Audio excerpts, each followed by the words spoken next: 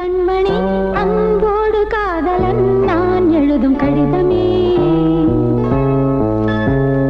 பொன்மணி உன் வீட்டில் சௌக்கியமா, நான் இங்கு சௌக்கியமே. உன்னை எண்ணி பார்க்கையில் கவிதை கொட்ட